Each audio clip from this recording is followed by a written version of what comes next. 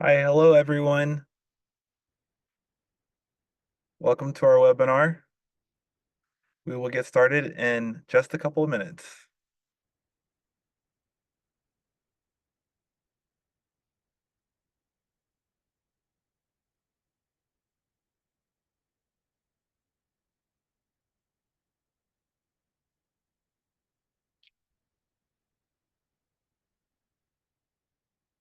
We're always excited to hear where people are from. So if you would like, we would love to have you just write into the chat where you're visiting us from today.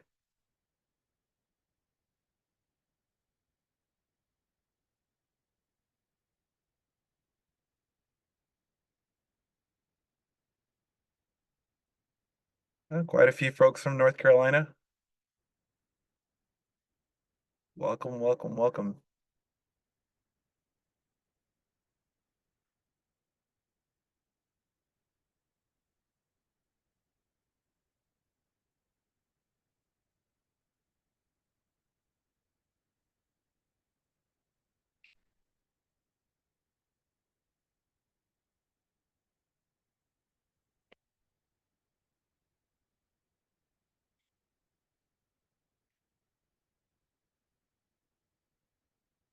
All right, well, we will go ahead and jump on in.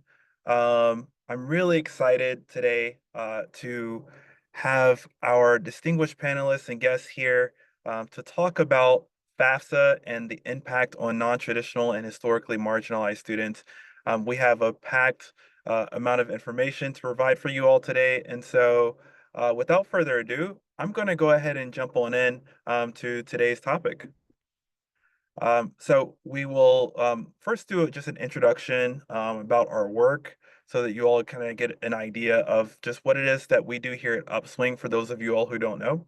And then we will talk specifically about FAFSA and the impact on the students, followed by a discussion with our panelists that will be led by Elena Carroll, who I'll introduce in a bit here. But first off, we'll start with an introduction. So for those of you all who don't know me, my name is Melvin Hines. I'm the co-founder and CEO of Upswing, and the whole purpose of Upswing is that we want to help students, particularly those who are non-traditional, those who are historically marginalized, to be able to get the access to resources and support tools needed for them to ensure that they graduate, including things like financial aid support resources as well. I started Upswing, as I mentioned, back in 2013, but the big reason why I wanted to do that was just based off of my own experiences. I originally grew up in a small town in South Georgia called Albany. And in my hometown, we didn't always have a lot of the resources that were available to really kind of help students to kind of get to that success point. And so as a result, many of my fellow classmates didn't make it to graduation, let alone to college. And what I really wanted to do was find a way to help to improve that, to make it where no matter if you live in a rural town, if you live in a small town in South Georgia, for example, that you can always have that opportunity to connect with someone to kind of help you guide you, to help to guide you and help you to be successful.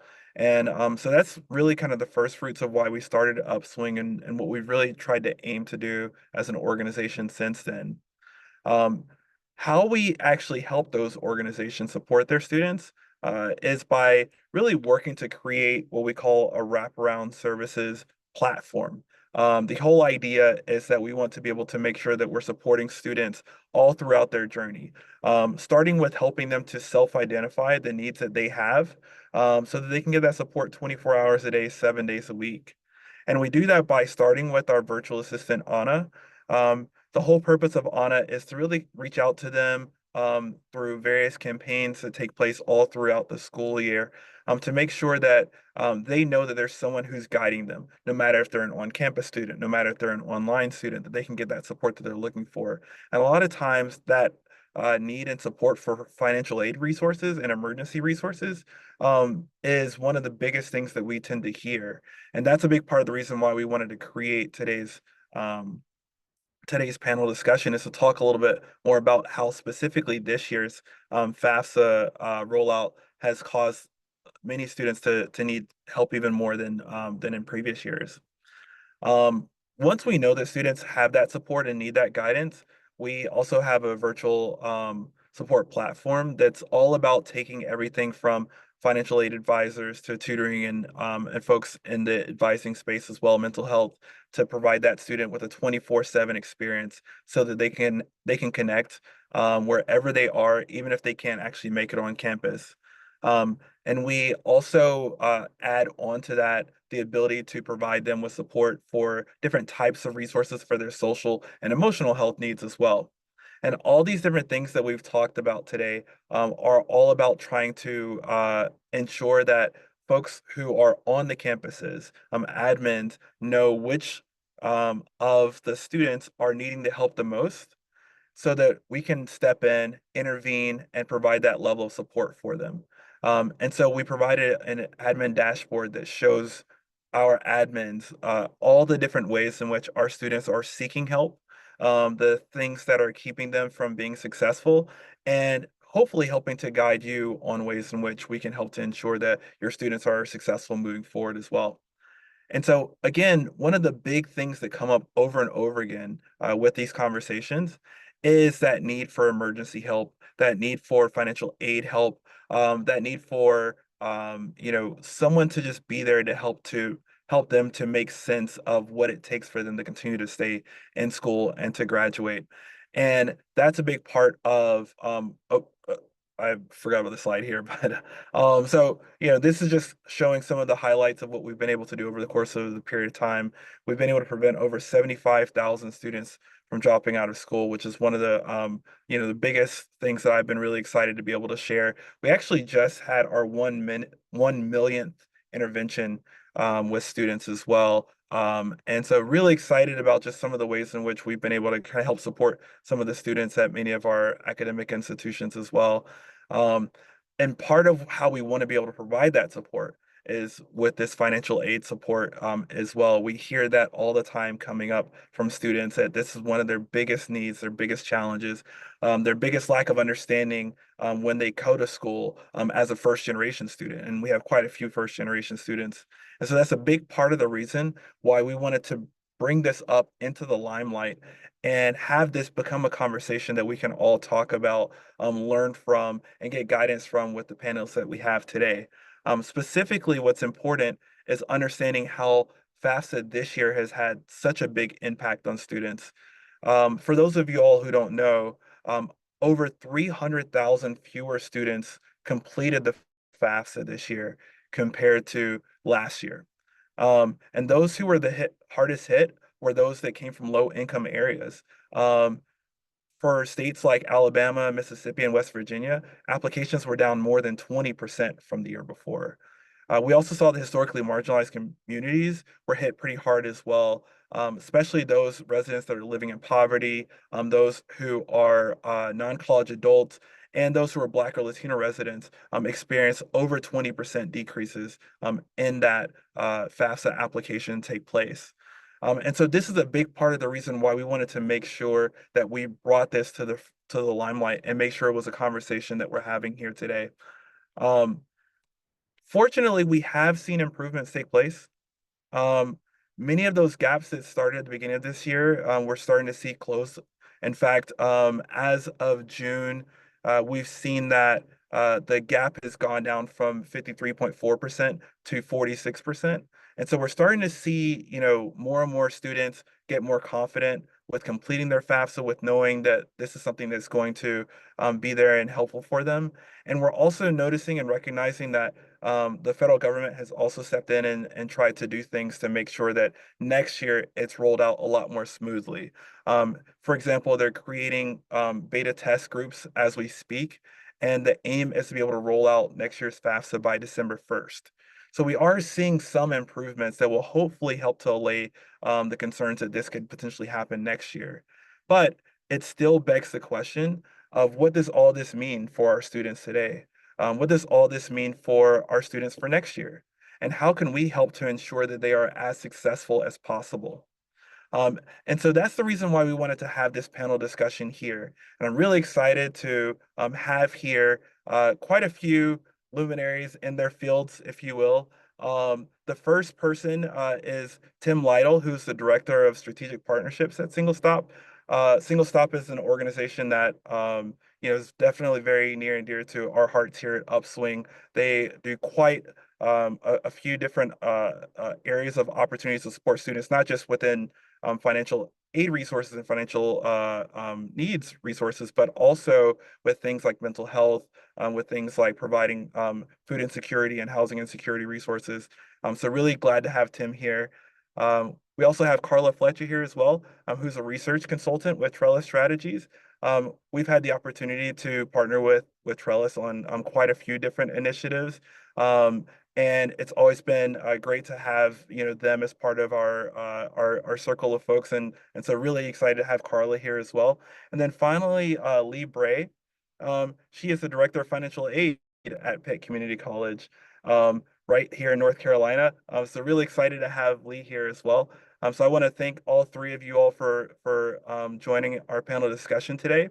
And the panel discussion will be led by Elena Carroll, who is our Vice President of Marketing and Corporate Development. And so I will turn it on over to Elena. Thank you, Melvin, and thank you again for everyone just being here today to talk more about the FAFSA and its impact on non-traditional and historically marginalized students.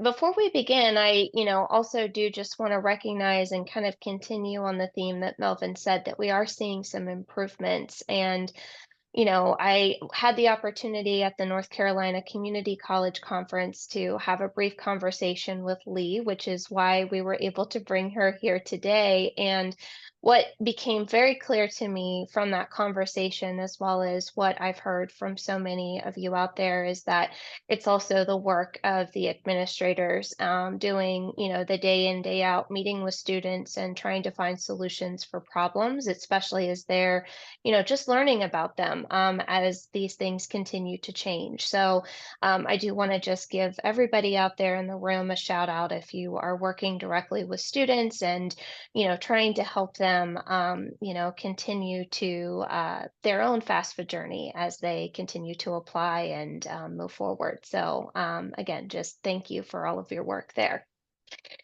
So, I do want to give all of our panelists an opportunity to just introduce themselves. So I'd love to just go around the room here and maybe we can start with Carla, just alphabetical order. If you don't mind introducing yourself, talk about how your work intersects with the FAFSA and specifically non-traditional and historically marginalized students. Absolutely. Thank you so much. My name is Carla Fletcher, and I am a researcher at Trellis Strategies. Trellis is a nonprofit research and consulting organization. I've been there for about 20 years, and largely my work focuses on higher education policy. In all of Trellis's existence for about the past 45 years, our research is focused on looking at higher education access and success through a financial lens, so looking at that affordability piece. Trellis is based in Texas. It has its roots here. I'm in Texas also. But we have expanded our work from the early years. Now we do work across the country. But we have been tracking FAFSA rates by high school in Texas specifically for about 12 years now. And then in the last year, during the troubled rollout of the new FAFSA, we expanded reporting to several other states that we work with to help with statewide efforts to track and provide assistance at high schools that were trailing behind. Trellis also provided special outreach to 87 partner institutions across the country over the spring and summer this year to encourage students to complete the FAFSA through text message campaigns.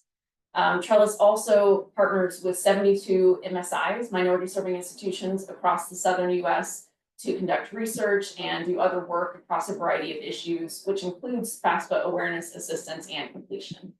And really appreciate being on the panel today. Thank you for having me. Thank you. We'll go over to Lee now. Hi, thank you so much for having me as well. My name is Lee Bray. I am the Director of Financial Aid here at Pitt Community College in Greenville, North Carolina.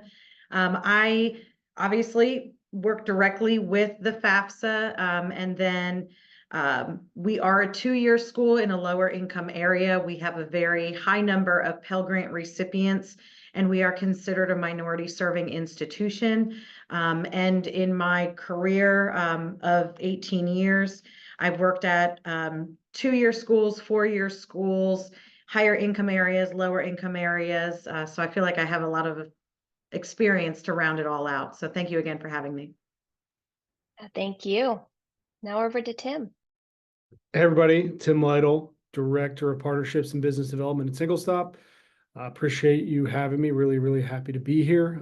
Single Stop is a mission-driven nonprofit.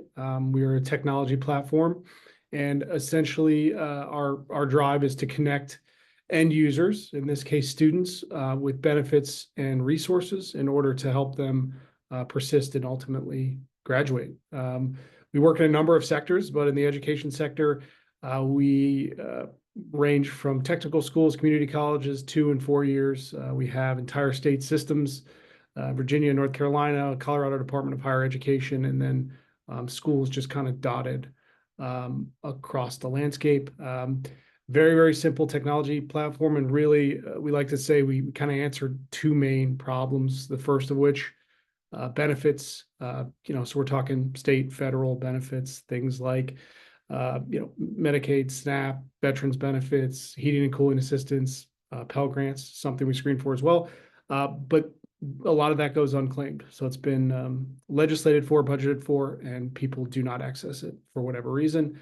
And the sort of second part of that is the complexity and intimidation that you can feel when going for any sort of benefit. And so what we do essentially is the student gives us 10 minutes and we return to them in pretty great detail the amount of they will qualify for, anywhere from 20 to 27 state and federal benefits depending upon the state. We do a lot of other things with local resources too, a nationwide map, but as it pertains to this, that's what's relevant. So yeah, thank you. Thank you, and thanks everyone. Before we kind of dig into the questions, I did just want to mention that if anybody out in our audience has any questions at any time, we are going to try to leave some time at the end to address them. So you're more than welcome to add them into the Q&A, and we'll get to them around the end of the presentation. All right, so we're going to just kind of dig right in here, and I thought I would actually start with Lee with the following question. How does the current FAFSA process address or not address the specific barriers faced by non-traditional and historically marginalized students? Well, this is a great question, and I think it all depends on what year we're talking about. Are we talking about the 24-25 year or the upcoming 25-26 year? But I'll address all of it. So I think the FAFSA process, as it stands right now, is a little difficult until all the bugs are worked out. Hopefully everyone's aware of the changes that went on this year with FAFSA, and right now the 24-25 FAFSA still has a lot of bugs to it, which of course adds to barriers. The whole intent of this FAFSA was to be simplified. It was the FAFSA Simplification Act, and that didn't happen necessarily as planned. In the future, for 25-26, it is looking a lot better. The bugs are getting worked out. Issues are being addressed. I know, Melvin, you talked about the beta testing, and that is going very well, so I've heard. And so I think going forward, the FAFSA process is going to actually reduce barriers and going to be very streamlined. Personally, here on at my institution, I have seen the number of Pell Grant eligible students dramatically increase after they have actually gotten the FAFSA completed. That being said, there are issues that I still think need to be addressed. The language in the FAFSA, the dependency questions. The FAFSA is still very much tailored to what was known as a traditional household. 2 parents, couple of kids, no issues. it's still tailored to that. And that is not the picture of the common family nowadays. So I think those are some barriers. And individuals that do not have any, individuals like my students in a lower income area, more first generation students that don't have an educational background, are more likely to find this application pretty difficult. I think the FAFSA is headed in the right direction, but I think we have a long way to go. Thank you for answering that. And I think we can probably just stay there and maybe expand on that topic a little bit and talk about that complexity, particularly as it pertains to non-traditional and historically marginalized students. So I want to give you, an opportunity to expand on that if you want, and then maybe Carla, you can kind of pick up as well. So Lee, do you want to talk a little bit more about that, and then we'll kick it over to Carla. Yeah, absolutely. So this is something where I'm sure Carla and the others, I mean, we could talk about this for hours. We could really deep dive into the FAFSA question by question on areas where it does not serve all students. And I really think that the intent of the FAFSA is to help these marginalized groups of students, undocumented students, minority students. The intent is to help them, but right now it's not working that way. Individuals that are undocumented or have undocumented parents are having increasing difficulties actually getting access to the FAFSA, which is still not resolved as of right now. And the language in the FAFSA and the complexity of it still has not changed. So those are things where the Department of Education is starting to make some moves in the right direction to, I feel, to address some of the complexities in order to serve the underserved populations better. I just don't necessarily think we're there yet. Right, I completely agree. I think we're making progress, which says something, because people have been trying to simplify the FAFSA for decades. I mean, Senator Lamar Alexander was famous for carrying around like a printed FAFSA form so he could show everybody just how long it is. And he had proposed some kind of wild things like a 2-question FAFSA that fits on a postcard. And I think those going that simple, I think has downsides because other states and institutions use information from the FAFSA for their own aid. But I think that getting this FAFSA Simplification Act passed is a good first step, and hopefully we can keep working our way to a better FAFSA that more represents the students that we have today and not that sort of only that traditional student. But it is still impacting the non-traditional students in a lot of ways that Lee was just talking about. And not the least of which is that the language that she was talking about is just so hard for people who aren't in that world to understand what all of that means. And if you're not working one-on-one with someone to help you kind of walk you through it, you can get a little bit lost. And if you don't speak English, even if you speak English, it can be confusing. If you don't speak English, there aren't always good resources available for family members who are trying to help their students, and maybe they don't have good resources in their own language to be able to understand what is going on. So that complexity remains, and I'm hoping that we can, through policy work, keep making it a better process for everybody. Thank you. Carla, kind of sticking with you for a second, I know you are very entrenched in the data around FAFSA completion. So I'm wondering if you could just maybe talk a little bit about what data exists on FAFSA completion rates among non-traditional and historically marginalized students, and what trends you have observed so far. Yeah, so the data are not great, I will say.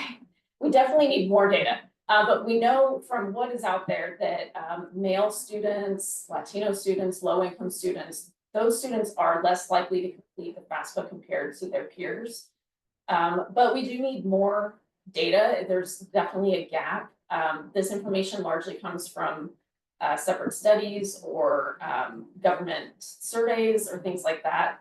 It's an area of improvement that we need to know. So we can't know if we're making a difference with particular efforts if we don't have the data to see that movement. We do also know that students who report that they completed a FAFSA are more likely to enroll in college. They're more likely to enroll in a 4-year school rather than a 2-year school. They're more likely to enroll full-time rather than part-time. And most FAFSA completers attend college immediately following high school. So we do see that the FAFSA does seem to be helping students take that next step to actually getting enrolled into college. And we have seen in the data as well that low-income students who complete the FAFSA are more likely to enroll in college than their low-income peers who did not complete the FAFSA. And looking at the high school longitudinal study, low-income students who completed the FAFSA were 127% more likely to enroll in college compared to their low-income peers who didn't complete it. So it is a very good tool. We do see good results when students are aware of it and actually complete it. Right. Thank you so much for sharing that. You know, kind of expanding on the idea of, getting students help, to complete the FAFSA or guidance to complete the FAFSA. I actually wanted to throw Melvin a question because we work with a ton of non-traditional and historically marginalized students, and a lot of our work is really focused on meeting the student where they are because of accessibility. And I was just curious, Melvin, from your perspective, and all of your years working with our Upswing partners and students, what role you think student support services can play in helping students complete the FAFSA, and how can these be enhanced for marginalized groups? Yeah, really good question. I think that, what I've seen over the course of our work here at Upswing has been that whether you're trying to get a student to complete the FAFSA or to ask for help because they need emergency assistance or any really other milestone that can become a barrier, or they can start off as a barrier, I should say. The first part is getting them to, I forgot who said this earlier, to get over that apprehension. I think it was Tim that mentioned this. Get over that apprehension with even the idea of raising your hand.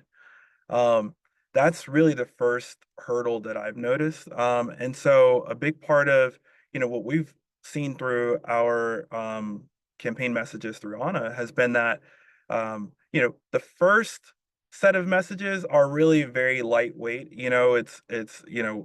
What can I ask you? It's, simple questions that students will kind of reach out to because they're still trying to decide if they can trust, this particular experience to get anything of actual value, or if it's just going to be, yet another dead end that maybe they felt they've received over their lifetime. Once they start to feel like, oh, okay, I can actually trust this experience, that's when you start really getting into some of those deeper understandings, those deeper needs that students have. And that's where we really start to hear some of the struggles that students will have with things like not knowing how to fill out the FAFSA. And once you get there, then it's about just as you mentioned earlier, Elena, meeting them where they are. I know that in I've had some I've known Brian Ashton a little while there, Carla, and I know that one of the things that you all do to try and help meet students where they are is provide actual live support for people who are trying to go through that process of filling out their FAFSA.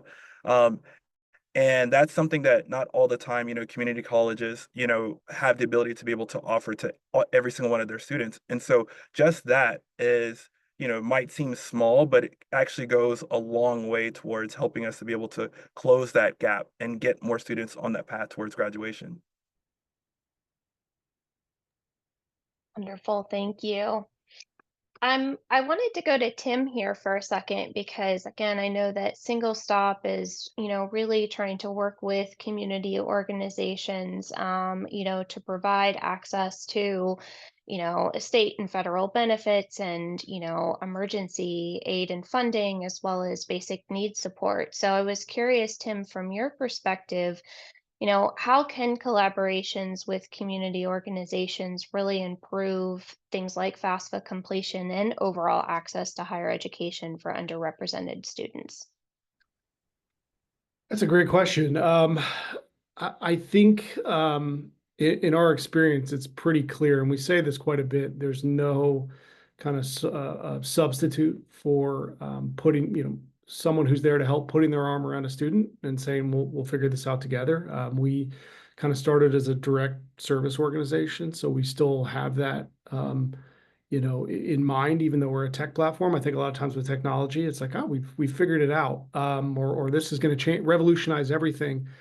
But when you're talking about the folks and the students we're talking about, there still is never, I mean, maybe there will be, but right now there's no substitute for just someone saying, "Hey, I'm going to help you. We're going to figure this thing out together." And so I can also say our best sort of partners with the best results and the clearest data, that they are having an impact, and they're able to then take that data and show the general public, show the board, show the legislature, whoever it is, are those schools that are doing some level of intervention or case management in conjunction with single stop.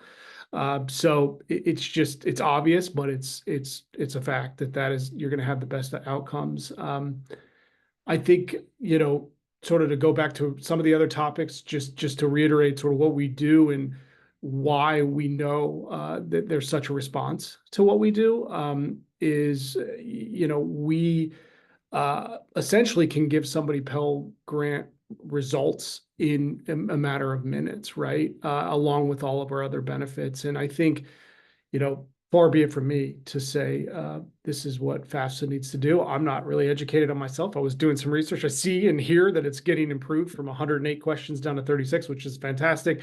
But just to sort of underscore what we do and the impact is, of course, what we are doing is not allowing them to fill out an application in 10 minutes and submit it. So that's not really what I'm saying. But what I am saying is giving somebody who is first generation, who, maybe is working a full-time job, maybe they have kids that they're taking care of, college and school is intimidating and demanding enough for them to then throw on a new process. Hey, become a FAFSA expert in order to get some of your school paid for. So what we do is sort of take some of the edge out of that, where instead of saying, sit down and fill out this long application and then hope that you did it right, that, some of these complex questions are answered, what we do is say, take this, conversational screener written at a 5th grade reading level, translate it into 7 languages. And then when you're done, we're going to show you exactly what you're going to qualify for. And it's not a guess. It's not an estimator. It's not oh, you have a heartbeat and live in the state of Texas, you might get some money. It is taking the federal government, the state government's own rules, and then just sort of stripping out the things that we don't want to collect, like your personal information, right? As long as you're self-reporting correctly, we're going to get you those results. So, they haven't called on us yet, FAFSA. If they do, we'll certainly share what we're doing. But we just know that giving somebody something easy to do that gives them something to latch onto at the end has been very, very powerful.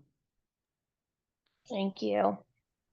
I want to kind of stay on this topic of, trying to help, again, as many students as possible complete the FAFSA. And I know, Lee, you are on the ground, there at Pitt Community College, working with students day in and day out. And I was just curious from your perspective, what can be done to better equip non-traditional and historically marginalized students with either financial literacy skills, or even the administrators to be able to better support these students. So I'd love to just hear your perspective on this. Yeah, so this is something obviously I'm really passionate about because it is, my career, but I've made it a real focus here at the community college. I have realized that the students that I serve definitely need hands-on personalized help, which is fine. The problem we run into is that, not all the time are the financial aid offices staffed to their fullest capability. And, outreach to marginalized students or non-traditional students, that it's not really in our job description. So I find myself doing a lot of things as far as outreach that is not something I ever thought that I would have to do, but it helps.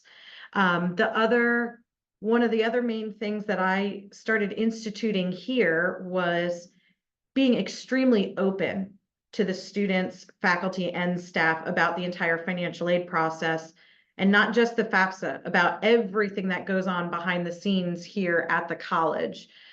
So I teach courses to faculty and staff and the students on how we process refund checks, how we do financial aid postings, when you withdraw, what happens, satisfactory academic progress, the FAFSA, of course. I've been trying to keep everyone in communication about the 24-25 FAFSA.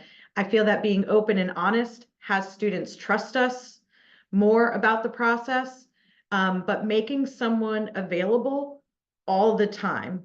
So my office can't necessarily be available to help all the students every single day. You know, I do have a large office as far as financial aid offices are concerned, but I don't have enough staff to be doing the paperwork and the processing and assisting with FAFSAs. So I have trained all of our staff for like our TRIO department, our minority male success initiatives, our computer labs, our specific scholarship program recipients like athletics and another scholarship program called the Visions program we have. All of those individuals that have the ear of some of these groups of students, they are trained to help with FAFSA completion so that there is someone around campus or multiple people at all times that can help anyone who just comes off the street and needs assistance. I have found that to be the biggest thing is accessibility. When a student comes in, they want help right then. And if you can't give it to them, they're not going to complete it. And I get that. We are living in an age of like immediate gratification. And so that's probably the biggest thing that has helped my student body is being accessible all the time. The other thing is I really put a lot of effort into going out into the community, whether it's at the local high schools or churches or anyone who will have me to help with FAFSA completion. So I go out into all the high schools and we hold, whether it's just information sessions or actual FAFSA nights. That's extremely important. I've had, individuals in the community that want me to come and do FAFSA completion at job sites, employers. We had a large company in North Carolina that laid off a whole bunch of individuals, and they actually asked us to come in so that they could provide training and education to individuals who wanted it. So these are things like I never thought of, but to answer your question in a very long story way, being accessible and being open and honest about the information and the process, and then providing dedicated help to those groups of students has been the most impactful for here at Pitt. Thank you so much. And it sounds like you're just doing amazing work. And like you said, kind of going outside of your normal responsibilities into things that, maybe you didn't think you'd really have to do to kind of see that success. And I think, from again, what we've been talking about, as well as, what we see, we know that completing the FAFSA is incredibly important for all students. But I'd like to talk about that for just a second in terms of just long-term impacts of, educational and career trajectories for non-traditional and marginalized students who do successfully complete the FAFSA. And I think, Carla, you touched on them a little bit when you were talking before. Do you mind just reiterating that and talking a little bit about what you've seen from the data that you've looked at from Trellis? Yeah, absolutely. So yeah, we do know from data that that students who completed FAFSA were more likely to enroll in college, and I've not seen great data on graduation, but I'm sure there's some that exists. I just have to look into that. But But we do know that they enroll at higher rates, and those who enroll are a step ahead of those who don't as far as getting through college. And it reduces the gaps between our low income and our higher income students as well. That the FAFSA, it really allows for greater access and possibility for success for those students. And we've also seen that research has shown that high school students who had financial literacy classes in high school had an increased rate of FAFSA completion compared to a control group. So there is kind of getting on that front end of letting students know about finances, here's what's available, really does seem to help with awareness and help them impact their ability to complete that FAFSA, get it turned in, and get that college aid. Absolutely. Well, I know we're kind of coming up here on the hour. We've got about 20 minutes left. And again, I want to just encourage anybody, if you have questions, to please put them in the Q&A. We'll try to kind of stop our line of questioning here and make sure that we get to them before the end. So feel free to ask any questions of our panelists here today. The next question I want to talk about is just kind of looking forward. Again, you all are kind of coming at this, I think, with different angles and perspectives and experiences. And I'd love to hear, just what sort of innovative practices, technologies, or even changes. I know, Carla, you talked about possible policy changes. Like, what do you envision or think from your own experience, could enhance the FAFSA, particularly for those historically marginalized and non-traditional students? So I, hope to hear maybe from all of you on this, but I'll kind of open the floor to see if anybody would like to respond first. I can jump in with the policy piece. It's something that we have seen in the past maybe 5, 6 years. That has really increased FAFSA completion is what I think we're calling now universal FAFSA policies. It's the requirement that high school students complete the FAFSA as a part of their high school graduation. So as we know from the data, those who complete the FAFSA are more likely to enroll. And so we see that the state mandates, they do increase FAFSA completion rates. We've seen that in basically every state that's implemented them. And we do see, as a result, increases in college enrollments. Texas, specifically, where I'm at, we did see increases in completion rate and college enrollments after the statewide mandate. And overall in Texas, our completion rates, which weren't too bad to begin with, but they increased by more than 10 percentage points. And high schools in higher poverty areas and those with higher populations of historically marginalized students saw the most significant improvements. So it really did make a difference. I did want to point out that Louisiana is an interesting case study. I don't know if this is as well known, but they were the first state in the nation to require high school students to complete the FAFSA as a part of their graduation back in 2018. That became a model for other states, and their FAFSA completion rate improved dramatically. They became among the best in the nation with their FAFSA rates. But they have revoked that requirement this past spring. So they cited concerns like burdens being placed on families, feeling like it was intrusive. So they have pulled back that requirement. It's now an opt-in instead of an opt-out, basically. So just something to keep in mind. They're the first state to do that. There has been a real momentum to there's about a dozen states now that have requirements or are bringing in requirements. But Louisiana is pulling back. So I'm hoping that that does not lead to further states doing that. I know that it is a complex application, and I know that there are concerns about that, but there were such large gains in the percentage of students who were completing the FAFSA, especially in those populations that traditionally were completing them at lower rates. And so that, I think, is the biggest policy tool that we have to increase FAFSA completion rates, and I hope we see more of it. I'll hop in then. I think AI is going to play a huge role in financial aid going forward. Maybe not necessarily the FAFSA application itself, but AI as far as Carla, with all your data, I'm sure you're utilizing AI to analyze some of this data, and it's just absolutely fantastic what AI can do. And so I currently am trying to utilize it as much as possible, even to simplify the language of communications that I send out. It has been very, very impactful.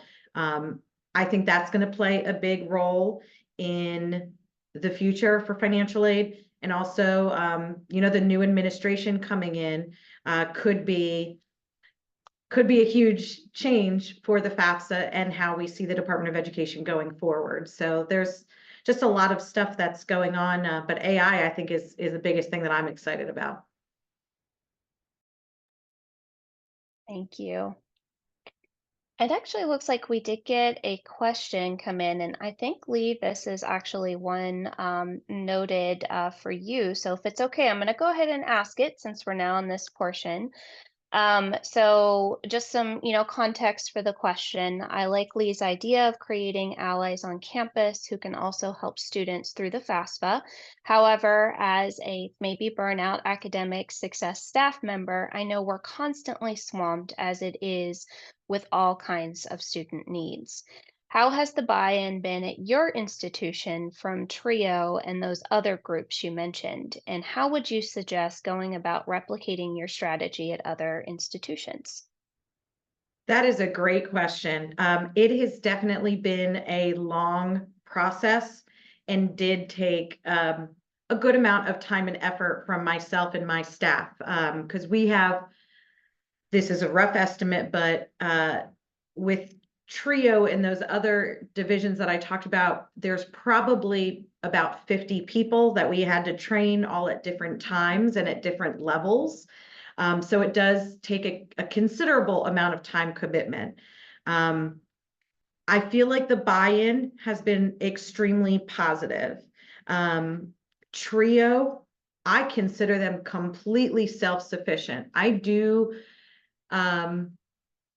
have like a dedicated financial aid counselor to help with any complex issues, but for the most part, they have gotten to the point where they're so well versed in the FAFSA that we don't hear from them much, which is great. You want that kind of autonomy with these groups that you're training.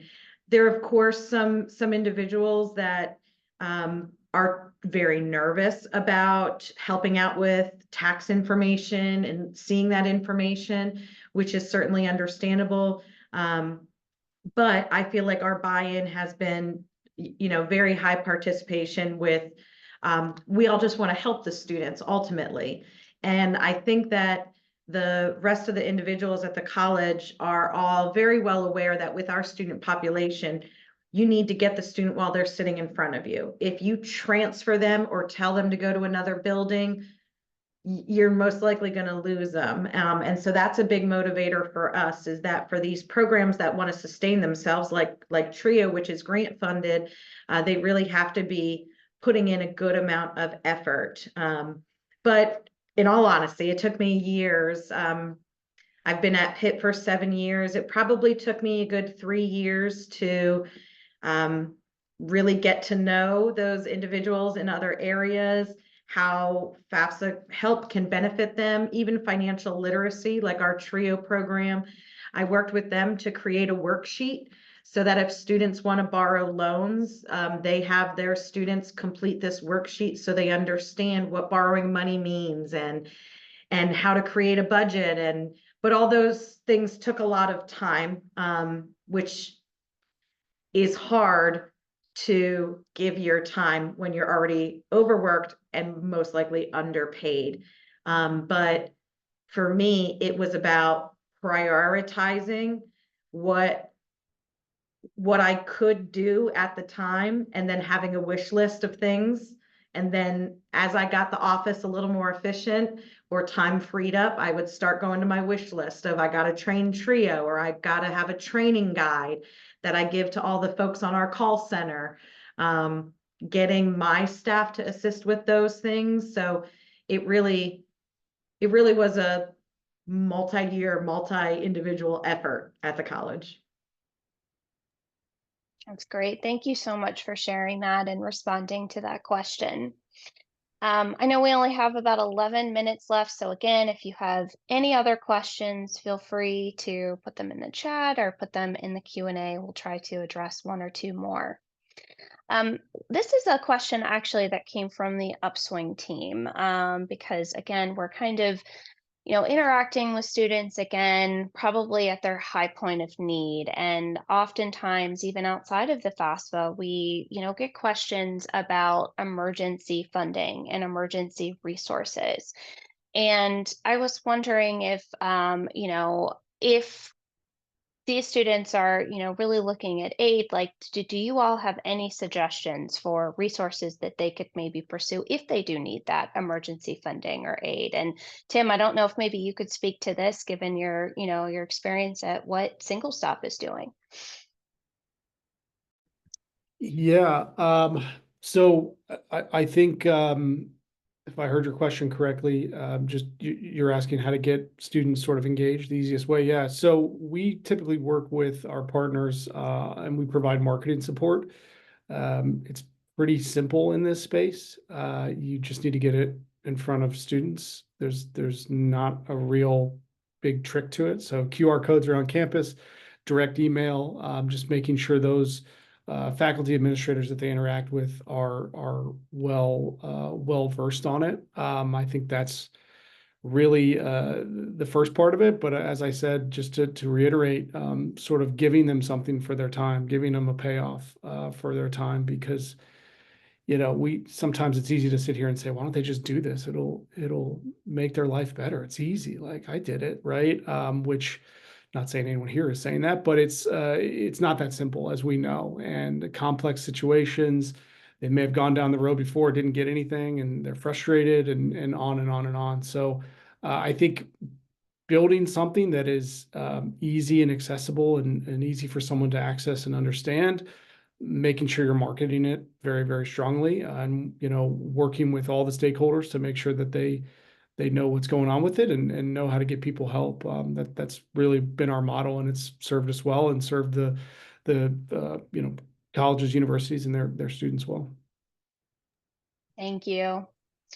All right, last question, I promise, of the day. I know that, I am trying in all of my day-to-day to stay as up to date as possible on all of the information that's coming out, which is, I will be honest, very overwhelming. And I can't even imagine, for all of these folks at home and at work and you all here to stay up to date. So are there any resources that you recommend, for those folks that are obviously working day to day with students, but maybe folks like myself that just want to keep informed about what's happening? That way, when we're talking to students or talking to, people in our day and day, and we get asked, what's going on with the FAFSA and how can we help?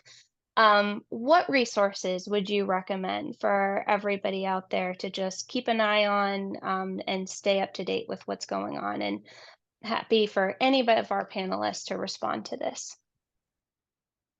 I'm happy to jump on this one. I think the first and foremost, the website that everyone wants to go look at is studentaid.gov. That's going to have the most up-to-date information and training resources or marketing materials that are available to the public for communication purposes. The other thing that I can recommend too is working with financial aid offices or other organizations that may have the information. I know I work with a lot of outside organizations where, Elena, you could call and ask me a question at any time, and I'd be more than happy to answer. So finding someone in your state or your region that is knowledgeable and has, access to the electronic announcements that are put out, or looking at the Department of Education's website, although that is, like you said, Elena, very hard to look at and read those regulations, but someone who is versed in interpreting regulations as they're released, finding someone like that or an organization is probably, besides the website, in my mind, the most beneficial. Yeah, thank you. And I did put the link in the chat for everyone here. Again, I'm sure there's so many people out there that already have this booked, Mark, but just in case. Carla, do you have any suggestions? I was just gonna suggest, and it was funny when Lee was talking, I was like, yes, exactly, the financial aid administrators are like your go-to, and I really like the National Association of Financial Aid Administrators, NASFA, NASFAA.org. They have a newsletter that they put out every single day, and they're just like super on top of everything that's happening with FAFSA, and that's like a big go-to for me. And Carla, to be honest, I work a lot with NASFA, and for financial aid administrators, they are our first line of defense because we are not trained in policy and advocacy efforts, but they are.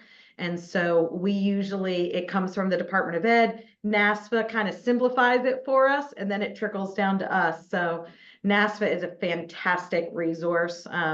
I absolutely love all of them up there and the work that they do. Wonderful. Thank you. And that's nasfa.net. Is that the URL? NASFA.org. .org. Okay, got it. I'm going to put that in the chat for everybody as well, just so we all have it. And we'll also make sure to include this in our follow-up communication for everyone as well. Wonderful. All right. Well, we are at the end of our panel. And again, I just want to thank everybody for being here today. Oh, it does look like we have one question. All right, we're gonna ask it. Okay, so this comes in and it says, often the students who need our support the most can be the hardest to reach. What are some innovative ways you're connecting with those who might not naturally seek out our resources? I think we've talked a lot about this, but again, I'll just kind of open it up. Is there anything else that anyone on the panel would add to reaching out to students? We've heard text messaging, QR codes. Lee, you talked a lot about kind of working within your organization and, training other people who may not be working in financial aid to just be more informed about this so they can help really on the spot. Is there anything else anybody would add to this? I think Melvin had said this of going to the student, or you said it a lot more eloquently than I'm saying it right now. But I think that's the biggest thing with these groups of students. You need to go to them to be the most successful. And so one of the things that I have done is I will just go into classrooms and make them all do the FAFSA. Don't try to invite them, just go and make them do it. Now, of course, as Carla kind of touched on with the states, you can't really force everyone to do it, but I go into the classes, talk to them, and I talk to the instructors about having an actual session where I make them do it right there for class while I talk about other financial literacy things, talking about the high schools. Scholarship programs now, a lot of scholarships require FAFSA completion, so that's a way to get students to do it. When I talk about why you should complete the FAFSA, I do give a lot of success stories of students who I've basically forced to do the FAFSA and then have ended up getting Pell Grants and a lot of financial aid. So sharing success stories, but the most importantly is not waiting for the student to come to you, of just going to them and basically telling them that they need to do it is always the most effective way. Yeah, I love that advice. We have, a saying that we've been talking a lot about at Upswing, which is proactive, not reactive support. And I think that is, definitely something that we can all take away and think about today. All right. Well, we are coming up on the hour. And again, I just want to thank all of you for being here today. I think we've had a wonderful discussion. There's always more to discuss on this topic. And if any of you out there that, have questions, particularly of any of our panelists here, I am more than happy to put you all in touch. So you can reach out to us. at support@upswing.io, or go onto our website. Happy to put you in touch. We will make sure to send the recording out to everyone here before the weekend. We'll also make sure to include those links with the resources from today's conversation. But thank you all for coming, and thank you, panelists, for being here. I know I learned a lot from the discussion that we had, so thank you. All right, have a great day, everyone. Thank you. Thank you.